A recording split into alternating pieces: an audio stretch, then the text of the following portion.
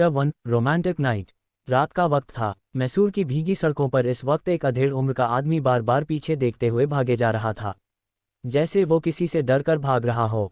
उस आदमी के चेहरे पर पसीने थे और इस वक्त उसने अपने हाथ में एक बच्चे के छोटे से हाथ को पकड़े हुए थे। वो बच्चा भी इस वक्त उस आदमी के साथ दौड़ रहा था, लेकिन उस बच्चे के चेहरे पर कोई भी भाव नहीं थे। उसका छोटा सा चेहरा बिल्कुल शांत था। तभी वो उस अधेड़ आदमी को इस तरह भागते हुए देख धीरे से बोला, दादाजी हम इस तरह भाग क्यों रहे हैं? वो इंसान जो उस छोटे बच्चों का दादा था, उसने तुरंत उस छोटे बच्चे जिसकी उम्र लगभग 6 से 7 साल की थी, उसे अपने गोद में उठा लिया और आगे की तरफ भागते हुए बोला, अभी तुम बहुत छोटे हो, इसलिए जो कुछ भी हो रहा है तुम्हें ये समझ नहीं आएगा, लेकिन मैं उम्मीद करता हूँ कि आगे चलकर तुम इन सबको ठीक करोगे, क्योंकि तुम ही हमारी आखिरी उम्मीद हो। वो लड़का बस एकटक अपने दादा की बात सुन रहा था। कुछ ही देर में वो इंसान उस लड़के को लेकर एक छोटे से घर के आगे रुका और उसने जल्दबाजी के साथ दरवाजा खटखटाया। कुछ देर में दरवाजा खुला और एक आदमी औरत सामने खड़े दिखे। उन आदमी औरत ने जैसे ही उस बच्चे और उस इंसान को देखा, दोनों ने तुरंत अपना सिर नीचे झुका लिया। तभी उस इंसान ने कहा, अभी ये सब करने का वक्त नहीं है। तुम सबको पता है कि वहाँ क्या हो रहा है, इसलिए तुम सब अभी इसे संभालो। आज से मैं इसकी जिम्मेदारी तुम्हें दे रहा हूँ।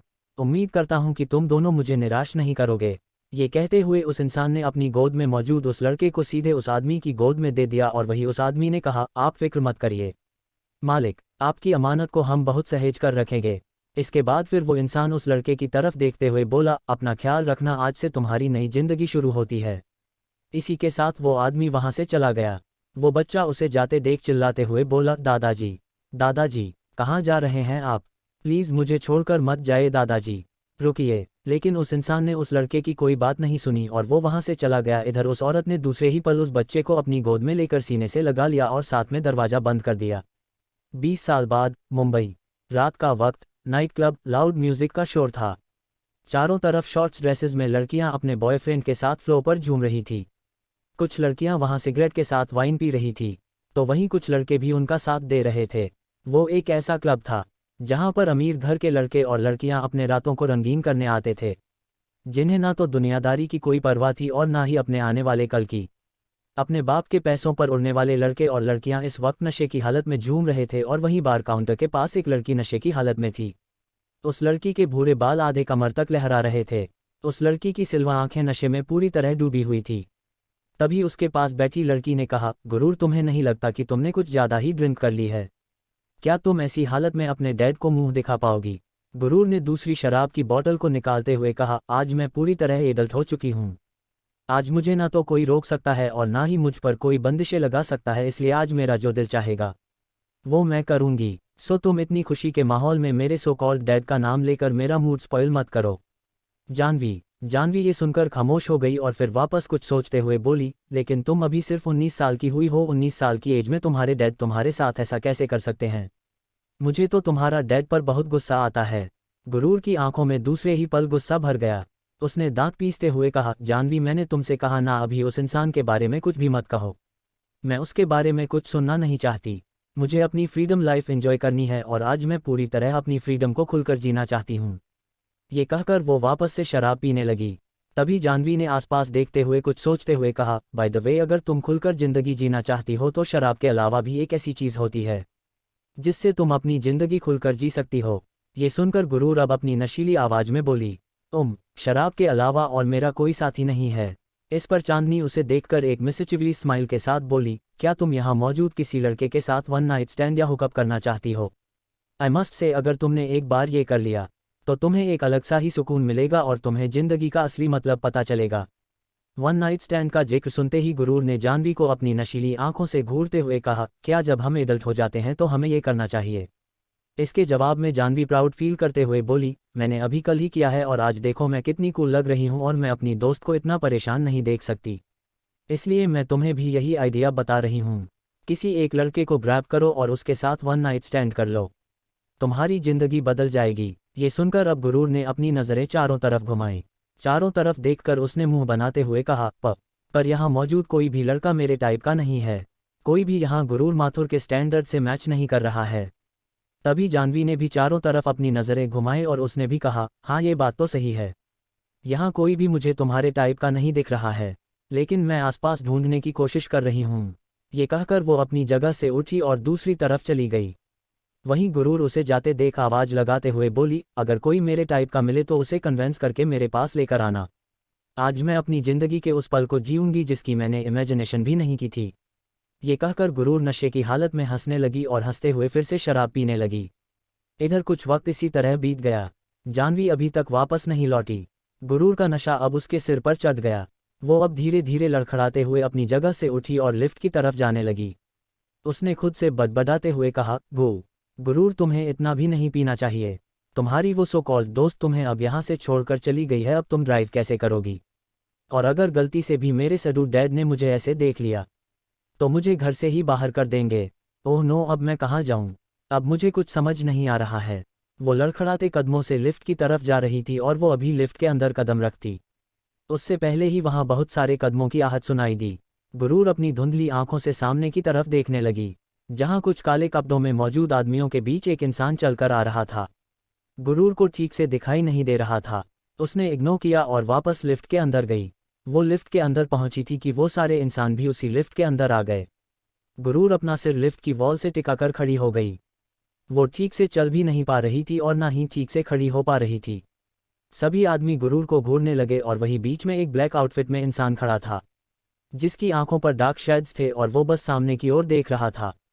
तभी गुरूर हल्के से पीछे के तरफ मुड़ी और उसकी नज़र सीधे उस इंसान की लंबी चौड़ी पर्सनैलिटी पर गई। गुरूर ने अपनी धुंधली आंखों से उस इंसान को ऊपर से नीचे तक देखा। उसे देखकर गुरूर की नशीली आंखों में एक चमक आ गई और वो उस इंसान के तरफ बढ़ी और उसके स्लीव्स को पकड़कर अपने तरफ खींचने लगी। दूसरे ही पल वहां मौजूद आदमियों ने अपने हाथों में मौजूद गन को गुरूर के ऊपर तान दिया। गुरूर उन गन को देखकर हंसते हुए बोली, मुझे इन खिलौनों से डर नहीं लगता।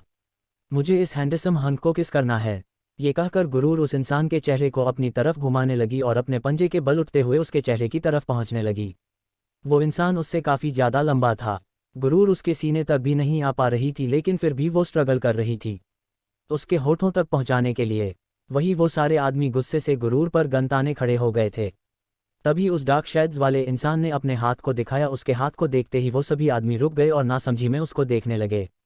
उसी वक्त लिफ्ट रुकी और एक आदमी ने कहा, सर हमें यहाँ से जाना चाहिए। लेकिन उस इंसान ने अपनी काली गहरी आंखों से गुरूर को घूरते हुए सर्द आवाज में बोला, get out all of you. उन आदमियों को कुछ समझ नहीं आया।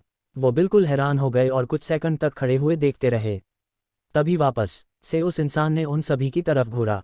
इस बार वो सभी अपना सिर हिला दिए और जल्दबाजी के साथ लिफ्ट से बाहर निकल गए। लिफ्ट दूसरे ही पल बंद होने लगी और बंद होने के साथ साथ उस इंसान ने गुरूर को लिफ्ट के वॉल पर धकेल दिया और वो नीचे झुककर उसके होठों को बेतरतीब ढंग से अपने होठों में ले लिया। वो गुरूर को किस करने लगा। उसी के साथ लिफ्ट बंद हो गई। गुरूर उस इंसान के होठों को पाते ही और भी ज्यादा बहक उठी और वो भी उस इंसान को पैशनेटली किस करने लगी। तभी उसने उसके शेड्स को घूरा और गिगल करते हुए बड़बड़ाई, मुझे तुम्हारी आंखें देखनी है, इस चश्मे को हटाओ। ये कहकर उसने उस इंसान के चश्मे को हटा दिया और अब गुरूर अपनी नशीली आंखों से उस इंसान के चेहरे को देख पा रही थी। उस इंसान के चेहरे को देखते ही गुरूर अपने सीने पर हाथ रखते हुए बोली, ओ माय गॉड, तुम कितने ज़्यादा हैंडसम हो। यू नो वॉट, तुम मेरे टाइप के हो। मुझे जानवी से बता देना चाहिए कि अब वो मेरे लिए कोई दूसरा लड़का ना ढूंढे। वन नाइट स्टैंड के लिए आज रात मैं तुम्हारे साथ ही वन नाइट स्टैंड करूंगी। ये सुन उस इंसान के चेहरे के एक्सप्रेशन डार्क हो गए। दूसरी ही पल लिफ्ट रुक गई और उस इंसान ने गुरूर को अपनी गोद में उठाते हुए उसके कान में धीरे मगर गहरी आवाज में कहा, मेरे होते हुए अब तुम्हें किसी दूसरे की जरूरत नहीं है। मैं तुम्हारी आज रात सारी विशेष को फुलफिल करूंगा। ये कहते हुए वो इंसान गुरूर को लेकर सीधे रूम के तरफ बढ़ गया और दूसरे ही पल रूम का दरवाजा बंद हो गया। गुरूर को पता ही नहीं चला कि किस तरह आज रात उसकी जिंदगी पूरी तरह बदल गई। अगली सुबह बेड पर गुरूर गहरी नींद में सो रही थी और उसी वक्त फोन रिंग की आवाज से उसकी नींद टूटी। उसने यौन करते हुए अपनी आंखें खोली और हल्की चिढ़ भरी आवाज में बोली, कौन सुबह सुबह मुझे इतना याद कर रहा है? मुझे सुकून से सोने भी नहीं देता। उसने ये कहा ही था कि तभी उसके मुंह से हल्के से आह निकल गई। उसे एहसास हुआ कि इस वक्त वो किसी की बाहों में थी। ये महसूस करते ही दूसरे पल गुरूर की आंखें बड़ी हो गई। उसके चेहरे पर इस वक्त टायर्डनेस थी, लेकिन किसी अनजान को अपने साथ महसूस कर उसके दिमाग में कल की बातें आने लगी। उसका सिर पूरी तरह भारी हो गया। उसने अपना सिर पकड़ा और धीरे से अपना चेहरा ऊपर की तरफ उठाया।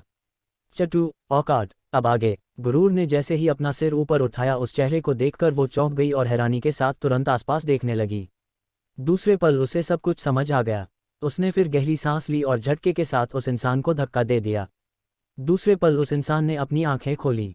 गुरूर उसकी काली गहरी आंखों में गुस्से से देखने लगी। वो इंसान गुरूर को गौर से देखते हुए उससे दूर होने लगा। तभी गुरूर ने चिढ़कर कहा, सारी रात मेरे साथ हैवानों की तरह पेश आए और अब सुबह होते ही इतना शरीफ बनने का नाटक क्यों कर रहे हो?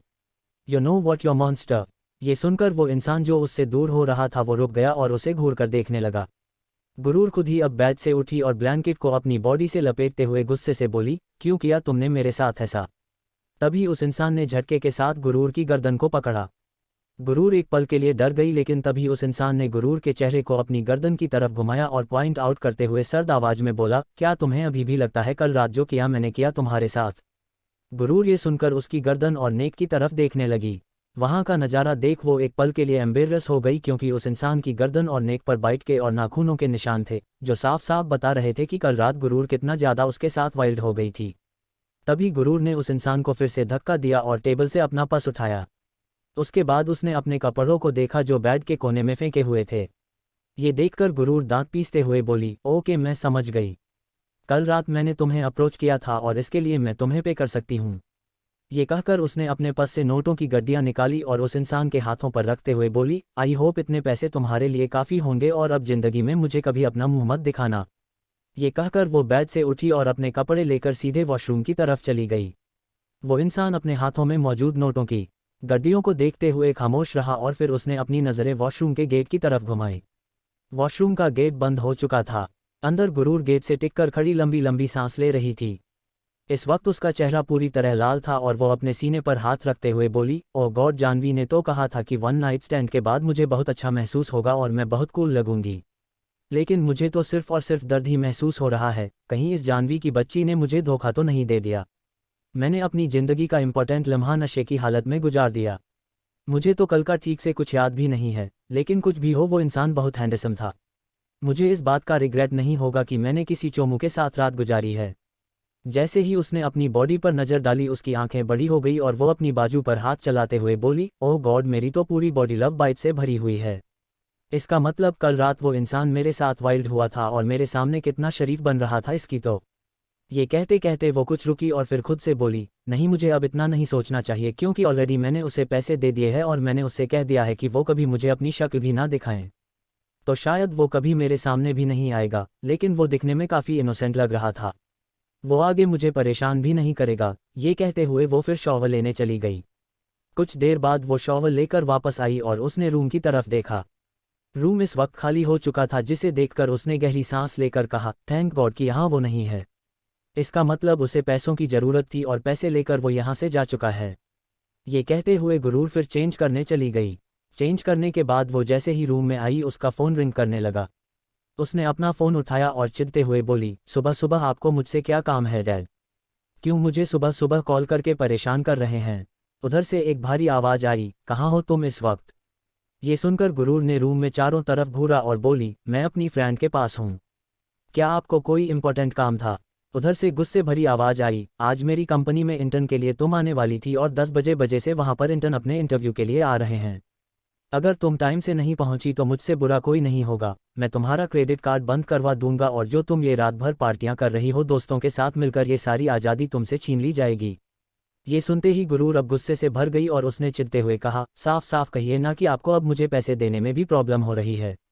ये बच्चों जैसी हरकतें क्या कर रहे हैं? उधर से गुस्से भरी आवाज़ आई, मुझे कुछ नहीं सुनना, बस चुपचाप ऑफिस पहुंच जाओ, वहां मैं तुम्हारा इंतजार कर रहा हूं। इसी के साथ कॉल कट हो गया। गुरूर फ़ोन पर चिल्लाते हुए बोली, मैं कहीं नहीं आऊँगी, नहीं करनी मुझे आपकी कोई नौकरी, मुझे आज़ादी चाहिए और खुलकर ज़िंदगी जीनी है। लेकिन कॉल कट हो चुका था। गुरूर गुस्से से फ़ोन को ही देखे जा रही थी, तभी रूम का दरवाज़ा नॉक हुआ। गुरूर ने खुद को संभाला और रूम से बाहर निकल गई। अंदर रूम सर्विस आई। गुरूर सीधे होटल के बाहर निकली। ड्राइवर बाहर कार लेकर खड़ा था। ड्राइवर को देखकर गुरूर दांत पीसते हुए बोली, तो डैड ने सारी तैयारी पहले ही कर रखी है, वाह, मुझे लगता है वो इस बार नौकरी करवा कर ही मानेंगे। ये कहकर वो गुस्से से भर गई और फिर चुपचाप जाकर कार में बैठ गई। तभी ड्राइवर ने हिचकिचाते हुए कहा, मैडम आपको सीधे माथुर ग्रुप चलना होगा, बड़े साहब का ऑर्डर है। गुरूर अपनी आंखें बंद करके गुस्से से बोली, मुझे अच्छे से पता है आप सबकी नज़रों में सिर्फ आपके बड़े साहब ही मायने रखते हैं और उनके ऑर्डर मायने रखते हैं। मेरा तो कोई वजूद ही नहीं है और ना ही मैं कोई इंसान हूँ, मैं बस आप सबके बड़े साहब का खिलौना हूँ जिसमें वो चाबी भरकर अपनी तरह नचा रहे हैं। इसलिए जहाँ लेकर चलना हो चलो। ये सुनकर ड्राइवर ने चुपचाप अपना सिर हिला दिया और वो अपने ऑर्डर को फॉलो करते हुए सीधे कार को माथुर ग्रुप लेकर चला गया। इधर Mathur group CEO S cabin में इस वक्त विकास माथुर अपनी हेड चेयर पर बैठे हुए थे। उन्होंने अपने सिर पर हाथ रखा हुआ था और वो किसी गहरी सोच में डूबे हुए थे। तभी असिस्टेंट नितिन अंदर आया और बोला, बॉस कल रात छोटी मैडम नाइट क्लब में थी। वहाँ की सीसीटीवी फुटेज से पता चला है कि उन्होंने काफ़ी देर तक वहाँ पर ड्रिंक की थी। ये सुनकर विकास और भी ज़्यादा परेशान होकर बोले, नितिन मुझे समझ नहीं आ रहा है, मैं इस लड़की को आखिर कैसे समझाऊं। ये बिल्कुल मेरे हाथ से निकल गई है। ये ना तो मेरी बात मानती है और ना ही मेरी बात समझने की कोशिश करती है। इसे ऐसा क्यों लगता है कि मैं इसका दुश्मन हूँ। नितिन ये सुनकर संजीदगी से बोला, सर मुझे लगता है आपको छोटी मैडम को डांटने के या गुस्सा करने के बजाय प्यार से समझाना चाहिए। बड़ी मैडम के गुजरने के बाद छोटी मैडम बहुत अकेली पड़ गई है। आपने भी ज़्यादा से ज़्यादा अपने काम पर ही ध्यान दिया था और अकेले रहते हुए वो बिल्कुल पत्थर दिल बन चुकी है। मुझे लगता है अगर आप थोड़ा उनके साथ वक्त बिताएंगे तो शायद वो संभल जाएं और आपकी बात सुनने लगे। ये सुनकर विकास गहरी सांस लेकर बोले, इसलिए तो मैं चाहता हूं कि वो मेरे ही ऑफिस में इंटर्न का काम करें, लेकिन वो इसके लिए भी राजी नहीं हो रही है। अब मैं और क्या कर सकता हूं। ये सुनकर नितिन ने कहा, आप फिक्र मत करिए, छोटी मैडम से मैं बात करूंगा। वो भले ही आपसे गुस्सा होकर बात करती हैं लेकिन वो मुझसे काफ़ी शांत होकर बात करती हैं। तो मुझे लगता है अगर मैं उन्हें समझाऊंगा तो वो समझ जाएंगी और ऑफिस में काम करने के लिए भी तैयार हो जाएंगी। ये सुनकर विकास ने फिर हल्की मुस्कुराहट के साथ कहा, तुम्हारा शुक्रिया नितिन। मैं कभी कभी सोचता हूं अगर तुम मेरे साथ नहीं होते तो शायद ही मैं आज इतना बड़ा अंपायर खड़ा कर पाता। नितिन मुस्कुरा दिया और बोला, आपने भी तो मुझे और मेरी फैमिली को बहुत संभाला है सर, और अब मेरी बारी है। विकास ने फिर गहरी सांस ली और फिर नितिन वहां से बाहर निकल गया। इधर कुछ ही देर में माथुर ग्रुप के बाहर एक कार आकर रुकी। ड्राइवर ने तुरंत कार का गेट ओपन किया और गुरूर वन पीस में कार से बाहर निकली और सीधे ऑफिस के अंदर की तरफ बढ़ गई। जैसे ही वो अंदर ऑफिस में कदम बढ़ा रही थी, आसपास मौजूद एम्प्लॉयज चारों तरफ से उसे ही घूरे जा रहे थे, लेकिन गुरूर को इससे कोई फर्क नहीं पड़ा और वो सीधे अंदर इंटर्न एरिया की तरफ बढ़ गई और जैसे ही उसने वहां पर मौजूद इंसान को देखा उसके होश उड़ गए। अंडिस्को, आज मैं तुम्हारी बाहों में समाकर खुद को पूरी करना चाहती हूँ, अपनी आगोश में मुझे ले लो। ये कहते हुए अमानत ने उस अनजान शख्स को अपनी बाहों में खींचा और वही वो शख्स उसे शैतानी तरीके से देखते हुए बोला, मुझे वजन लड़कियां पसंद है, पर शायद तुम वजन नहीं हो, लेकिन फिर भी तुम्हारे साथ खेलने में मजा आएगा। उस शख्स ने अमानत को अपनी आगोश में समा लिया। अमानत ने कसकर अपनी आंखें बंद कर ली, लेकिन उसी वक्त उस इंसान ने अमानत के चेहरे को देखा और दूसरे ही पल सर्द आवाज में कहा, क्या तुम वजन हो। अमानत ने नशे की हालत में दर्द के साथ कहा, हाँ मैं वजन हूँ। उस शख्स ने अब डेविल स्माइल के साथ कहा, शादी के 3 साल बाद भी तुम वजन हो। You are very interesting. अब तुम विध्वंस धनराज की से चाहकर भी अपने साय को अलग नहीं कर पाओगी। कॉज आज से और अभी से तुम सिर्फ मेरी हो। क्यों अमानत ने किसी गैर के साथ रात बिताए। आखिर क्या होगा जब अमानत के पति को इस बारे में पता चलेगा। विध्वंस धनराजगीर अमानत के साथ जानने के लिए पढ़िए सीक्रेट अफेयर विद बीस्ट चथवी who the hell mister we.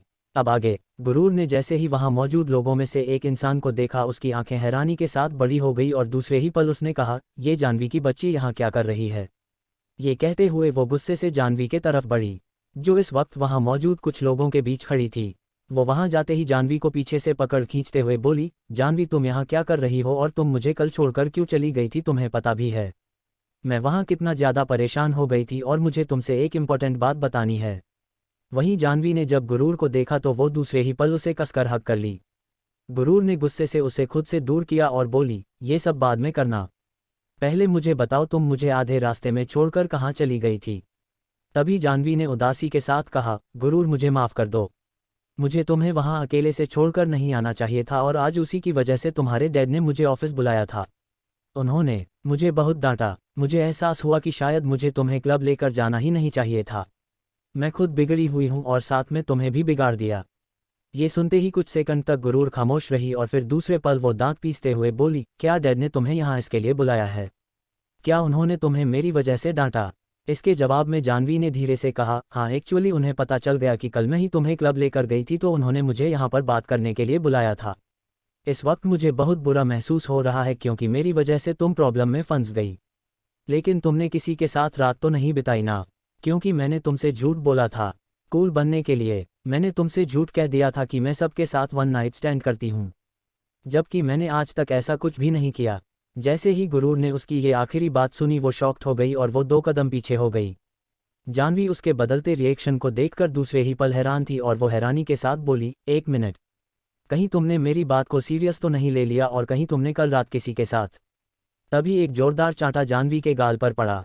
Janvi 2 कदम पीछे हो गई और उसने तुरंत अपनी गाल पर हाथ रख लिया। गुरूर ने गुस्से से चिल्लाते हुए कहा, हाउ डेयर यू, तुम्हारी हिम्मत कैसे हुई मेरा ब्रेन वॉश करने की, मेरे साथ ऐसा मजाक करने की। तुम्हें पता भी है तुम्हारे इस एक मजाक की वजह से मेरी पूरी जिंदगी बर्बाद हो चुकी है। ये सुनते ही जानवी की आंखों में आंसू आ गए। उसने हुए कहा, तो इसका मतलब तुमने किसी के साथ रात बिता ली। गुरूर गुस्से दांत पीसते हुए बोली, यस, तुम्हारा ब्रेन वॉश करने की वजह से मुझे लगा कि मैं भी आजकल की लड़कियों की तरह कूल बनूंगी, इसलिए मैंने कल रात एक इंसान के साथ रात बिताई और तुम यहाँ मुझसे कह रही हो कि तुमने मजाक किया था, जबकि तुमने कभी किसी के साथ ये सब किया ही नहीं। तुम्हें क्या लगता है तुमने ये जो मजाक किया मेरे साथ वो ठीक किया? अब अगर डैड को गलती से भी पता चला इस बारे में कि उनकी बेटी कल रात किसी गैर अजनबी के साथ सोकर आई है, वो क्या सोचेंगे मेरे बारे में? वो मेरे क्रेडिट कार्ड, डेबिट कार्ड सब कुछ बंद करवा देंगे। वो तो मुझे पॉकेट मनी भी नहीं देंगे और बिना पैसों के गुरूर माथुर कुछ भी नहीं है। गुरूर काफ़ी जोर से बोल रही थी, जिस वजह से वहाँ आसपास मौजूद इंटरन में आए लोग उसकी ये सारी बातें सुन रहे थे और सभी उसे घूर रहे थे। तभी जानवी तुरंत आगे आई और वो गुरूर के हाथ को पकड़ बोली, गुरूर, यहाँ सभी हमें देख रहे हैं, चलो हम बाहर कहीं जाकर बात करते हैं।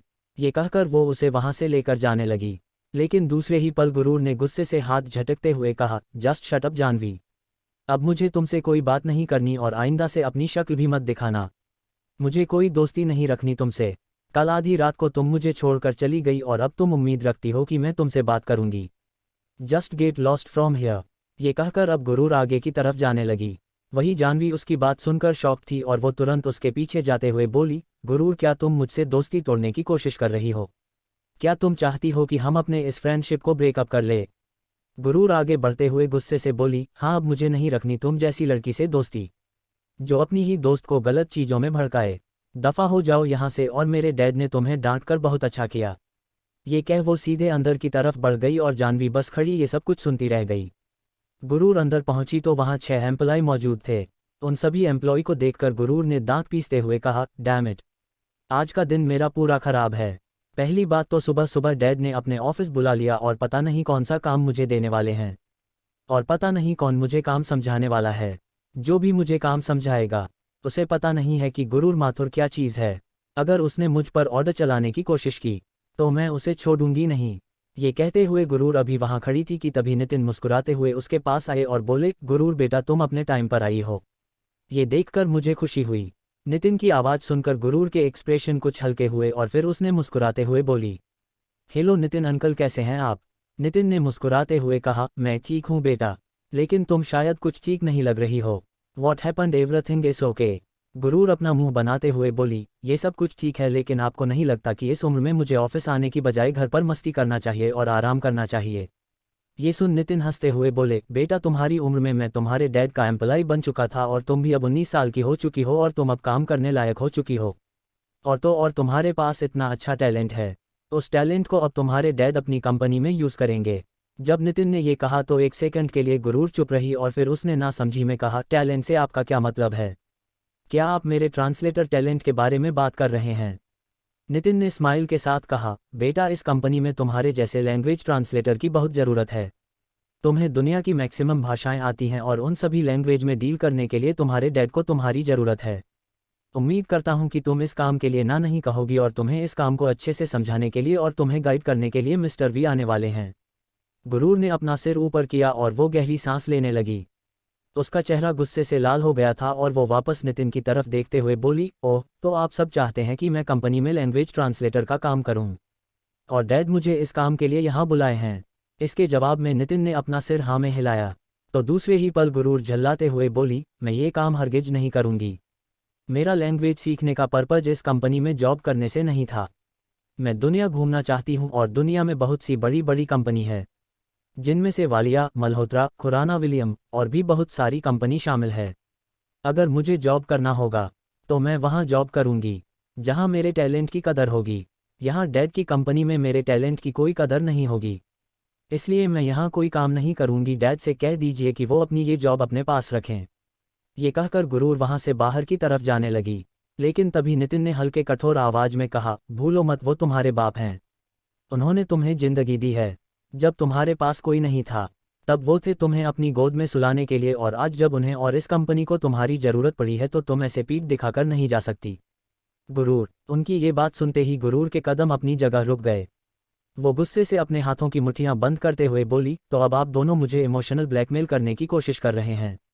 नितिन ने अपना सिर हिलाया और बोले, नहीं बेटा, हम चाहते हैं कि तुम काबिल बनो, तुम्हारा ये टैलेंट हमारे काम आए, और अब तुम प्लीज़ इस जॉब के लिए हामी भर दो। कुछ देर में मिस्टर वी भी आने वाले हैं जो तुम्हें सब काम समझाएंगे। गुरूर ने झुंझलाते हुए कहा, ये मिस्टर वी कौन है? Who the hell is he? ये सुन नितिन ने कहा, गुरूर बेटा, वो यहाँ का एक सीनियर एम्प्लॉय है। वो पिछले 6 महीनों से वो यहाँ के लैंग्वेज डिपार्टमेंट को संभाल रहा है और फॉरेन से जो भी डील होती है वही हैंडल करता है। इसलिए तुम्हारे डैड चाहते हैं कि तुम उससे ही सब कुछ सीखो और उसके ही गाइडेंस में रहकर सारा काम करो। अब प्लीज़, वो तुमसे बहुत बड़े हैं, तुम्हें उनकी रिस्पेक्ट करनी होगी। ये सुनकर गुरूर ने चिढ़ते हुए कहा, तो क्या अब मैं एक मामूली से एम्प्लॉय के अंडर रहकर काम करने वाली हूँ? आपको पता है ना कि मैं कौन हूँ? अगर आपको मुझे काम करवाना है तो किसी मामूली एम्प्लॉय के अंडर रहकर काम मत करवाए। आप मुझे किसी दूसरी बड़ी कंपनी जैसे कि मेरी ड्रीम कंपनी वालिया कंपनी के बॉस के अंडर में रहकर भी काम करवा सकते हैं। मैं एक नॉर्मल एम्प्लॉय के साथ बिल्कुल काम नहीं करूंगी। ये सुनकर नितिन ने मुस्कुराते हुए कहा, बेशक से मिस्टर वी एक मामूली एम्प्लॉय है इस कंपनी के, लेकिन पिछले 6 महीने से उन्होंने काफ़ी ज़्यादा हार्ड वर्क किया है और तुम्हें उनकी रिस्पेक्ट करनी होगी। तुम्हारे डैड का ही ऑर्डर है, तुम्हें उनके साथ ही काम करना होगा। वो कुछ ही देर में आते होंगे। ये सुनकर गुरूर अपने पैर पटकते हुए बोली, डैड मुझे अपना खिलौना समझते हैं क्या, जो हर वक्त मुझे ऑर्डर ही देते रहते हैं? अगर मैं उनके पैसों पर डिपेंड ना होती तो कब का इस ऑफिस से और उनकी ज़िंदगी से भाग चुकी होती है। लेकिन अफसोस इस बात का है कि अभी मैं सेल्फ डिपेंड नहीं हुई हूँ, इसलिए मुझे यहाँ काम करना पड़ रहा है। वरना जिस तरह दादा मेरे साथ सुलूक करते हैं उस तरह कोई बाप अपनी सगी बेटी के साथ नहीं करता। मुझे तो कभी कभी शक होता है कि मैं उनकी सभी बेटी भी हूँ या नहीं, या फिर वो मुझे कहीं से उठाकर लाए थे। जैसे ही उसने ये कहा, नितिन ने दूसरे पल हल्के गुस्से में कहा, गुरूर बेटा, तुम अब ज़्यादा बोल रही हो। अगर तुम्हें यहाँ काम नहीं करना तो कोई बात नहीं, लेकिन इस तरह मैं तुम्हारे डैड के खिलाफ तुम्हारे मुंह से एक शब्द नहीं सुन सकता।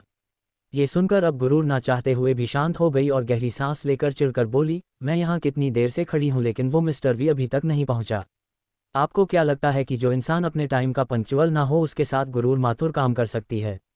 ये सुनकर अभी नितिन कुछ कहते उससे पहले ही पीछे से एक शांत मगर भारी आवाज आई, आई एम सॉरी, मुझे थोड़ा लेट हो गया, पर कल से ऐसा नहीं होगा। ये सुन नितिन ने पीछे की तरफ देखा और पीछे मौजूद शख्स को देख वो मुस्कुराते हुए बोले, लो मिस्टर वी आ गए।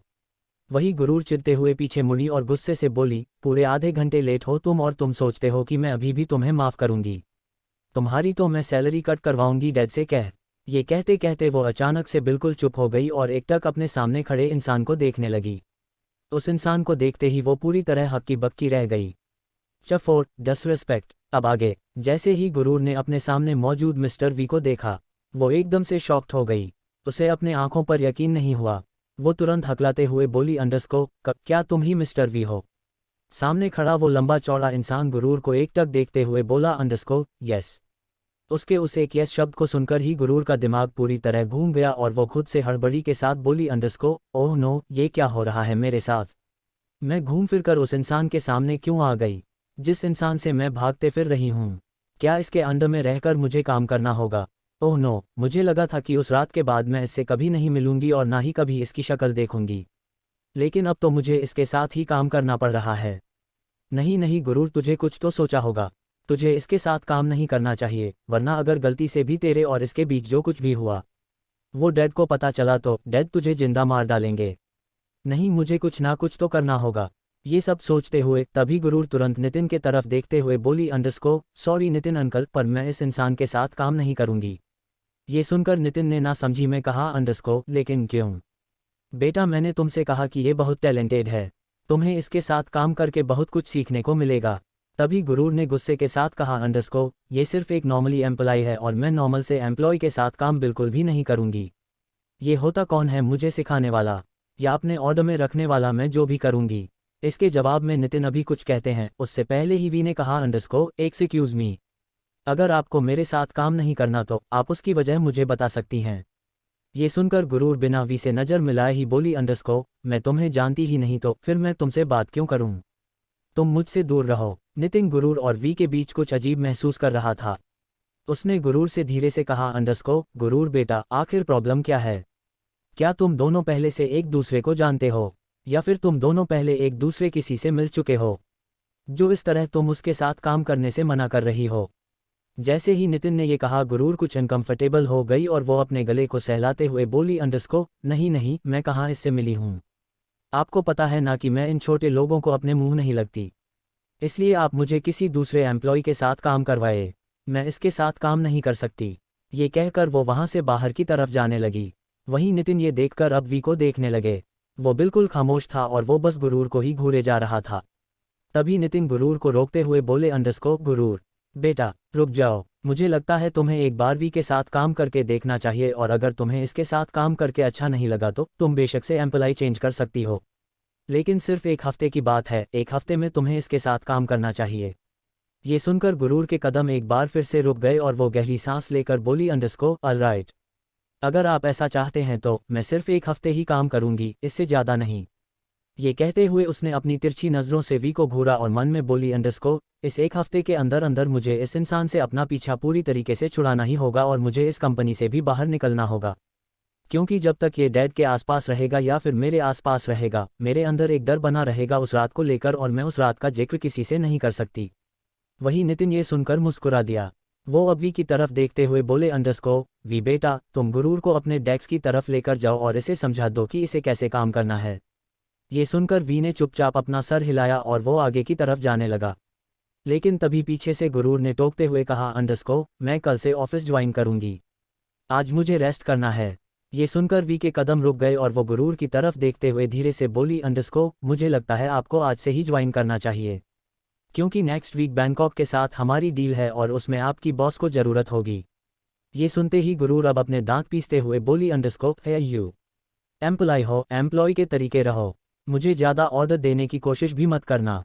खुद फटीचर हो और अपने बॉस को ऑर्डर देते हुए तुम्हें शर्म आनी चाहिए। वी एकदम से चुप हो गया और उसने अपना सिर नीचे झुका लिया।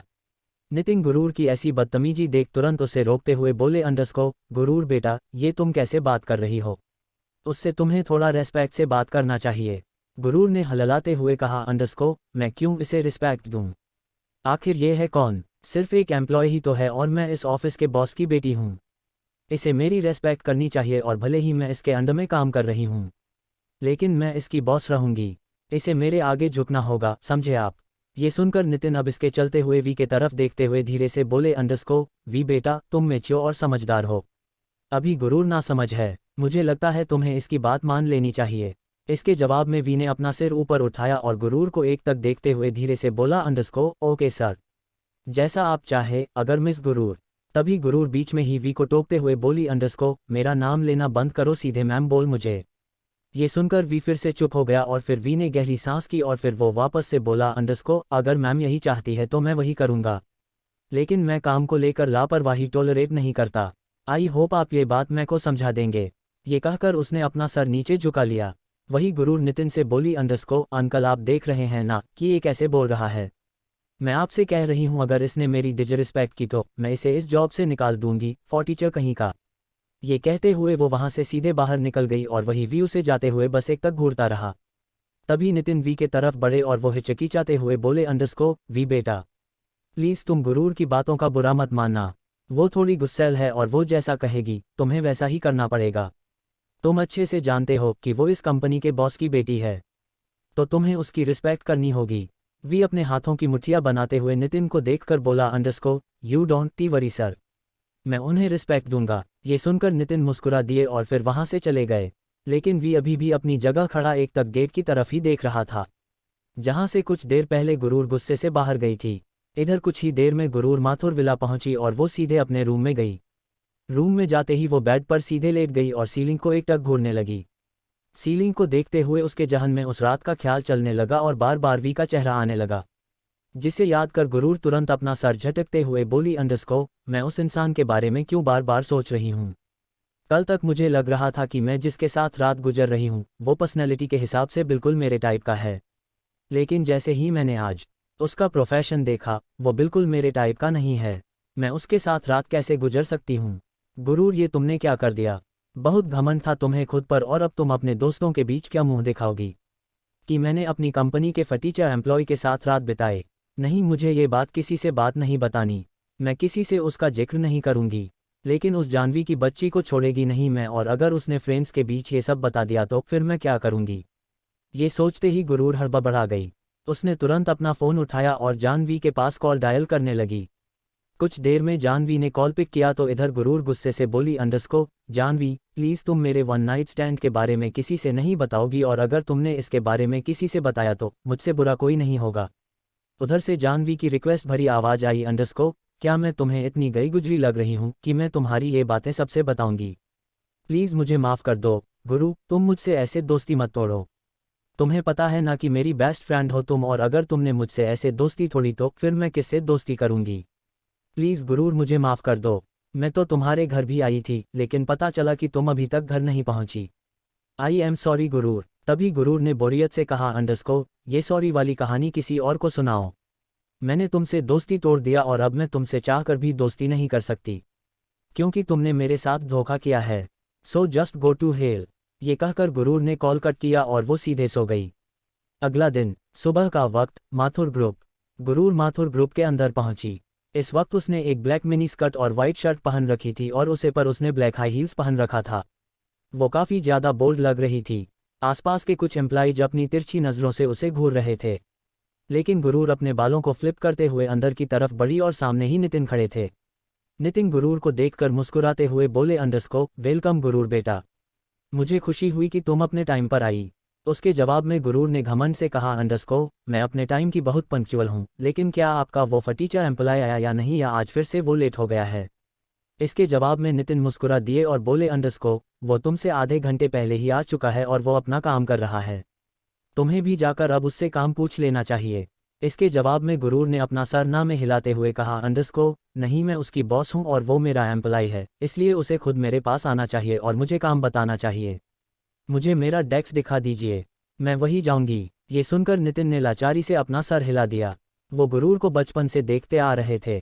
गुरूर बचपन से हद से ज़्यादा जिद्दी थी और वो हद से ज़्यादा बदतमीज भी थी। बोलने से पहले वो कुछ भी नहीं सोचती थी कि सामने वालों को उसकी बातों का क्या असर होगा। नितिन ने गहरी सांस लिया और उसे दूसरे तरफ एक केबिन दिखा दिया। गुरूर अपने केबिन में चली गई। वो केबिन के हेड चेयर पर जाकर लीन होकर बैठ गई और वहां रखे पेपर बेड को घुमाने लगी। पेपर वेट को घुमाते हुए वह चारों तरफ देखकर बोली, अंडरस्को, उस मिस्टर वी का इस ऑफिस में अब बस कुछ ही दिन बचे हुए हैं। तब तक उसे आलीशान ऑफिस में जी लेने दो। बहुत जल्दी से धक्के मारकर यहाँ से बाहर निकलवाऊंगी मैं। ये कहते हुए वो मुस्कुरा दी और तभी केबिन का डोर नॉक हुआ। गुरूर में गहरी सांस लेकर कहा, अंडरस्को, कम इन। फाइल्स लेकर वी अंदर की तरफ आया, लेकिन गुरूर ने जैसे ही वी को देखा वो उसे देखते रह गई। ब्लैक पेंट और वाइट फॉर्मल शर्ट में पीछे लंबी चौड़ी पर्सनैलिटी गुरूर की आंखों में चुभने लगी और उसे फिर से उस रात का ख्याल आने लगा। उस रात को उसने वी को पूरी तरह महसूस किया था। वो महसूस कर सकती थी कि वी कितना ज़्यादा स्ट्रांग था। अचानक से उसका गाल हल्का लाल होने लगा, लेकिन दूसरी पल उसने अपने हाथों की मुठ्ठियां बनाई और गुस्से से बोली, अंडरस्को, ये ऑफिस है, कोई फैशन शो नहीं है। जो तुम इस तरह से ड्रेस अप होकर आते हो, तुम्हें नॉर्मल से ऑफिस के कपड़े पहनकर आने चाहिए। पता नहीं डैड कैसे कैसे लोगों को काम पर रख लेते हैं। इससे अच्छा तो बाकी सारे एम्प्लॉइज हैं जो फैशन कम और काम ज़्यादा करते हैं। वो फिर गुस्से से आगे बोली, अंडरस्को, अब खड़े खड़े मेरा मुंह क्या देख रहे हो? मुझे फाइल्स दो और बताओ मुझे क्या करना है। वी, जो उसकी बातें गौर से सुन रहा था, उसने ज़्यादा कुछ रिएक्ट नहीं किया। वो आगे बढ़ा और टेबल पर फाइल रखते हुए गुरूर की तरफ कदम बढ़ने लगा। गुरूर उसे अपने पास आते देख एक सेकंड के लिए कुछ समझ नहीं पाए और वो तुरंत अपने चेयर से खड़ी हो गई।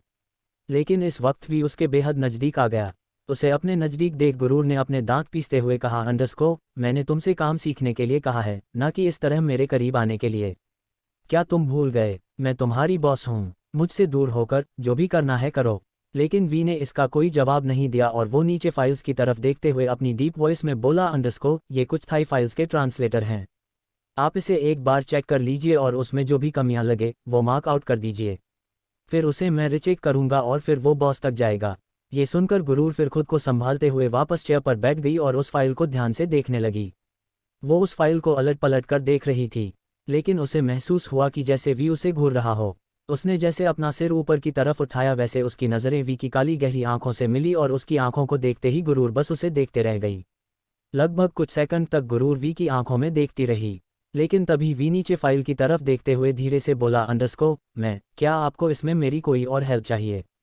उसकी आवाज़ से गुरूर अपने सेंस में वापस आई और उसने तुरंत हल्के से खांसते हुए कहा, अंडरस्को नहीं, मैं कर लूँगी।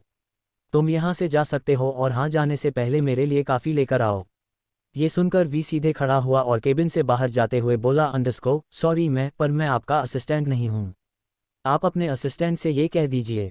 जैसे ही उसने ये जवाब सुना वो गुस्से से भर गई और वो चिल्लाते हुए बोली, अंडरस्को stop it, how dare you, तुम होते कौन हो मुझे इस तरह मना करने वाले?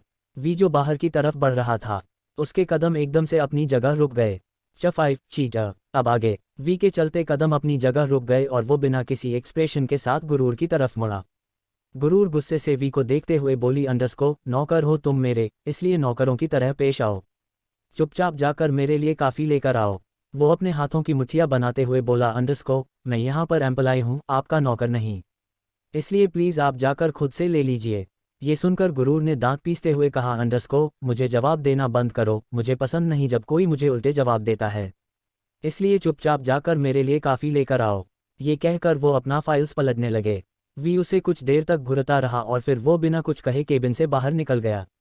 उसके जाते ही गुरूर जो उसके दिखावे में फाइल्स पलट रही थी, उसने उसे बंद कर दिया और गहरी गहरी सांस लेकर बोली, अंडरस्को उसके यहाँ रहने से पूरे एनवायरनमेंट कितना ज़्यादा गर्म हो जाता है। आई डोंट नो मैं कैसे ये सब हैंडल करूँगी, लेकिन मुझे अपना एटीट्यूड बरकरार रखना होगा, क्योंकि अगर मैं इस एटीट्यूड के साथ उससे पेश आई तभी वो यहाँ से बाहर जा पाएगा, वरना मैं उसे इतने वक्त टॉलरेट नहीं कर सकती। ये कहकर वो फिर पानी पीने लगी। इधर दूसरी तरफ सीईओ एस केबिन में इस वक्त विनय माथुर अपने चेयर पर बैठे हुए थे और उनके हाथों में एक पेन ड्राइव था।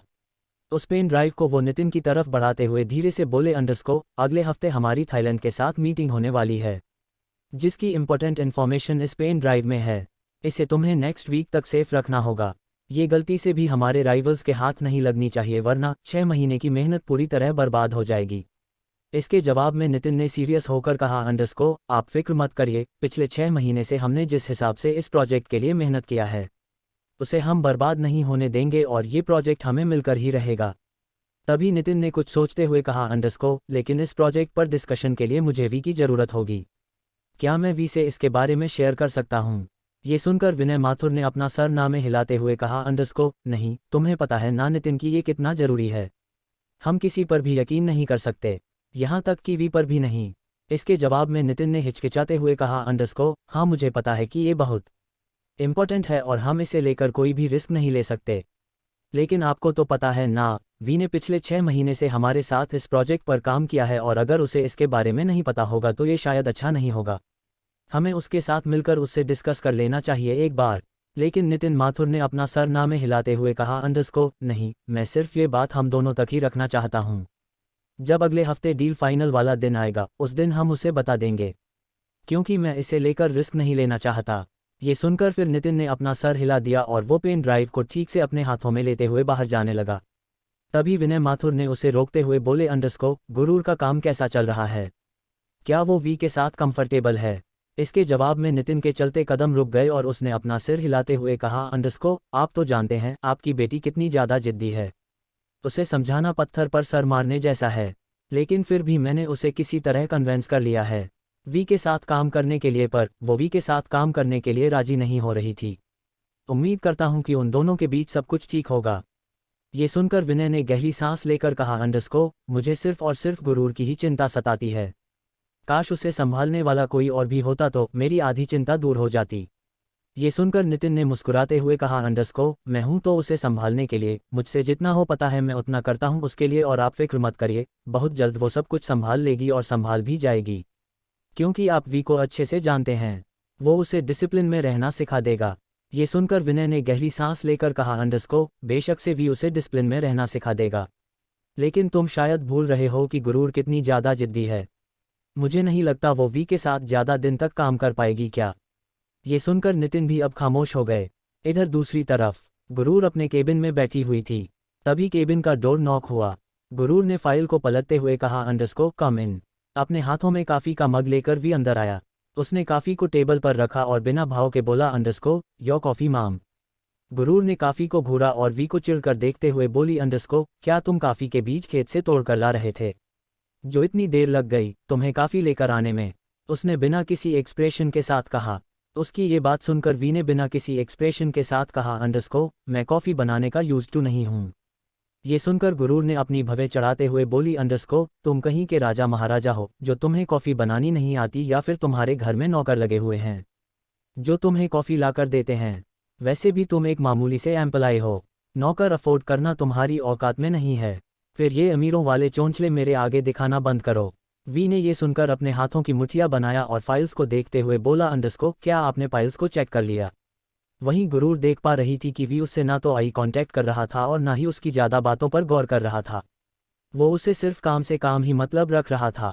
ये देखकर गुरूर गुस्से से बोली, अंडरस्को तुम मुझे ऐसा क्यों फील करवा रहे हो जैसे मैं तुमसे बात करने के लिए मरी जा रही हूं और तुम मुझे अवॉइड कर रहे हो?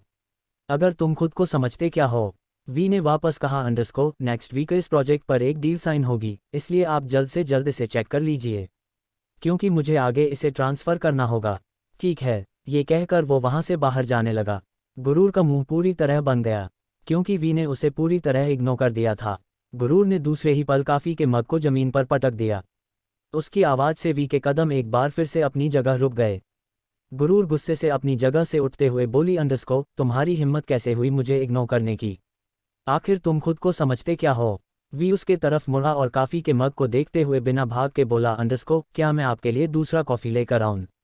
तारांकन। गुरूर से अब अपना गुस्सा कंट्रोल नहीं हो रहा था। वो गुस्से से भगते हुए आगे आई और उसने दूसरे पल वी के कॉलर को पकड़ते हुए कहा, अंडरस्को क्या तुम बहरे हो या फिर तुम मुझे सुना नहीं चाहते? इसके जवाब में वी ने अपना कॉलर उससे छुड़ाया और बिना किसी एक्सप्रेशन के साथ बोला, अंडरस्को मेरे कान सिर्फ काम की बातें सुनते हैं। अगर आपके पास काम की बात नहीं है तो मुझे जाने दीजिए। ये कहकर उसने गुरूर को खुद से साइड कर दिया और वहां से बाहर निकल गया। गुरूर हैरान थी, उसे समझ नहीं आ रहा था कि आखिर उसके सामने वो मामूली सा एम्प्लॉय इतना ज़्यादा क्यों कर रहा था। वो दांत पीसते हुए बोली, अंडरस्को आखिर इसकी प्रॉब्लम क्या है? ये इस तरह से मुझे इग्नोर क्यों कर रहा है? कहीं ऐसा तो नहीं है कि इसने मेरे साथ जो रात बिताई है उसे ये याद ही नहीं है? लेकिन ऐसा कैसे हो सकता है?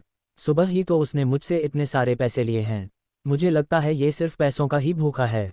ब्लडी फटीचर। ये कहते हुए वो लगातार वी को गालियां देने लगी और उसे कोसने लगी। इधर दूसरी तरफ नितिन जी के डेस्क के पास आई और वो वी को देखते हुए बोले, अंडरस्को वी तुम्हें पता है ना कि नेक्स्ट वीक हमारा थाई प्रोजेक्ट साइन होने जा रहा है, उसके लिए तुम अच्छे से तैयारी कर लो। इसके जवाब में वी अजीब तरह से मुस्कुराते हुए बोला, अंडरस्को आप फिक्र मत करिए, इस प्रोजेक्ट को शुरू से मैं हैंडल करते आ रहा हूं और आगे भी मैं ही इसे हैंडल करूंगा। बहुत जल्द ये कंपनी अपने उसे मुकाम तक पहुंचेगी जहां इसे होना चाहिए। उसकी इस बात को सुनकर नितिन ने मुस्कुराते हुए कहा, अंडरस्को मुझे तुमसे यही उम्मीद थी क्योंकि इस प्रोजेक्ट के बाद ये कंपनी अपनी ऊंचाई के शिखर पर पहुंच जाएगी और फिर ये इंडिया की टॉप 3 कंपनी में से एक हो जाएगी। सालों से 5 कंपनियों में मुकाबला होता आ रहा है और इतने सालों से लगातार वालिया कंपनी ही पहले रैंक पर बरकरार है।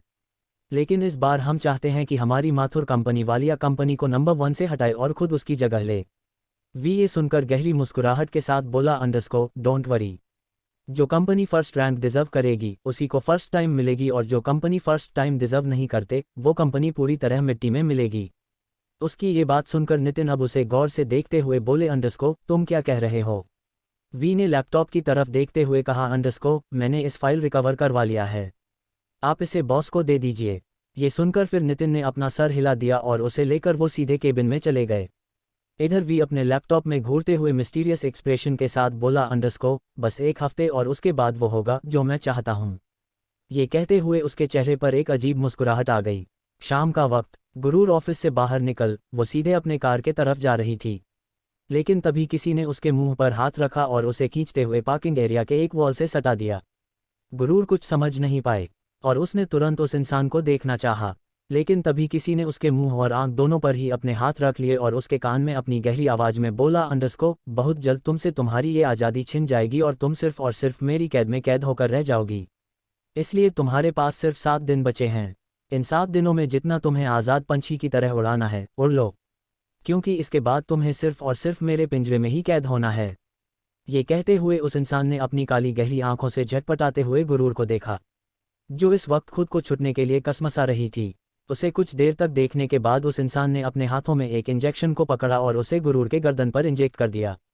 गुरूर कुछ ही देर में पूरी तरह शांत हो गई और वो वही दीवार से टिकर बेहोशी की हालत में खड़ी हो गई। उसके बेहोश हो जाने के बाद उस इंसान ने उसकी आंखों से और मुंह से अपना हाथ हटाया और उसे अब कमर से पकड़कर ध्यान से देखने लगा। उसे देखने के बाद उस इंसान ने अपने होंठ उसके गर्दन पर रख चूमते हुए गहरी आवाज में बोला, अंडरस्को, तुमसे 7 दिनों की दूरी भी बर्दाश्त नहीं हो रही है।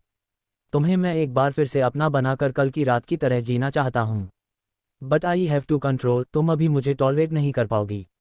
ये कहते हुए वो इंसान डेविल स्माइल के साथ गुरूर को घूरने लगा। अगली सुबह माथुर विला। गुरूर की आंख बेड पर खुली और उसने जैसे ही अपनी आंख खोली, अचानक से उसे अपने गर्दन पर दर्द महसूस हुआ। उसने तुरंत अपने गर्दन को पकड़ लिया और धीरे से आसपास देखने लगे। उसे कुछ ठीक से याद नहीं आ रहा था। उसने खुद से कहा, अंडरस्को, मुझे ऐसा क्यों लग रहा है जैसे मेरे साथ कुछ तो हुआ है और मैं अचानक से कुछ याद क्यों नहीं कर पा रही हूँ। ये कहते हुए वो अपने दिमाग पर जोर डालने लगी। उसे बस इतना याद था कि वो घर जाने के लिए ऑफिस से बाहर निकली थी। उसके बाद का जब वो याद करने लगी, तभी उसके दिमाग में धमकी आई। उस अनजान इंसान की धमकी को याद करते हैं गुरूर ने दूसरे पल हैरानी के साथ कहा, अंडरस्को, ओह हाँ, मुझे कोई इंसान पकड़ कर ले गया था और उसने मुझे धमकी दी थी। उसने क्या कहा था? ये कहते हुए वो इंसान की धमकी याद करने लगी और फिर उसने हिचकिचाते हुए कहा, अंडरस्को, उसने कहा था कि वो मुझे 7 दिनों में अपनी कैद में कर लेगा। पर वो कौन था? कहीं मेरे साथ किसी ने प्रैंक तो नहीं किया है? कहीं ये मेरे दोस्तों की हरकतें तो नहीं है? पर मेरे गर्दन में ये दर्द क्यों हो रहा है? ये कहते हुए वो एक बार फिर से अपने गर्दन को सहलाने लगी। उसे कुछ भी समझ नहीं आ रहा था और इस वक्त उस रूम का दरवाज़ा खुला और विनय अपने हाथों में काफ़ी का मग लेकर अंदर आते हुए बोले, अंडरस्को, गुरूर, कैसे तबीयत है तुम्हारी? ये सुनकर गुरूर ने चौंकते हुए गेट की तरफ देखा और फिर विनय को देखकर बोरियत से बोली, अंडरस्को, मेरी तबीयत को क्या होगा? मैं बिल्कुल ठीक हूँ। विनय ने उसके तरफ कॉफ़ी का मग बढ़ाते हुए कहा, अंडरस्को, कल तुम पार्किंग एरिया में बेहोश कैसे हो गई थी? बेहोश सुनते ही गुरूर शॉक हो गई और शॉक्ड होकर बोली, अंडरस्को, क्या मैं बेहोश हो गई थी? लेकिन कैसे और कब? मुझे कुछ याद क्यों नहीं आ रहा है? ये सुनकर विनय के चेहरे पर एक अजीब सा डर आ गया। उन्होंने तुरंत गुरूर के चेहरे को अपने हाथों में भरते हुए कहा, अंडरस्को, अब तुम्हें कैसा महसूस हो रहा है? क्या तुम्हें सच में कुछ याद नहीं है कि तुम बेहोश कैसे हुई थी? मैं कब से तुम्हारे जगने का वेट कर रहा था। मैं तुमसे जानना चाहता था कि आखिर ऐसा क्या हुआ जो तुम बेहोश हो गई, क्योंकि मैंने पार्किंग एरिया के सीसीटीवी फुटेज को भी चेक किया। वो पूरा प्लान था। मुझे कुछ समझ नहीं आ रहा है कि आखिर तुम्हारे साथ ऐसा क्या हुआ जो तुम बेहोश हो गई। ये सुनकर अब गुरूर भी अपने गर्दन को सहलाते हुए बोली, अंडरस्को, डैड, मुझे इसके बारे में कुछ नहीं पता। मैं नहीं जानती कि मैं बेहोश कैसे हुई, लेकिन मुझे ऐसा लग रहा है जैसे किसी ने मुझे ब्लैकमेल किया हो। जैसे ही उसने ब्लैकमेल शब्द कहा, विनय का चेहरा पीला पड़ गया और वो उसे हैरानी के साथ देखने लगे। तभी गुरूर ने विनय को घूरते हुए कहा, अंडरस्को, बाय द वे, आपको मेरी इतनी फिक्र क्यों हो रही है? आप तो यही चाहते हैं ना कि मैं आपकी ज़िंदगी से हमेशा हमेशा के लिए चली जाऊं और मर जाऊं। अच्छी बात है, लोग मुझे ब्लैकमेल कर रहे हैं, इससे आपको ही आसानी होगी। जैसे ही उसने ये कहा, विनय ने गुस्से से चिल्लाते हुए कहा, अंडरस्को, जस्ट शट अप। गुरूर, अब अगर तुमने एक शब्द भी अपने मुंह से निकला तो मुझसे बुरा कोई नहीं होगा। वहीं विनय के चिल्लाने से गुरूर एक पल के लिए बिल्कुल सहम गई और चुप हो गई। अंडरस्को, कौन था वो और क्यों कर रहा है वो गुरूर के साथ ऐसा? और क्या होने वाला है एक हफ्ते बाद गुरूर के साथ?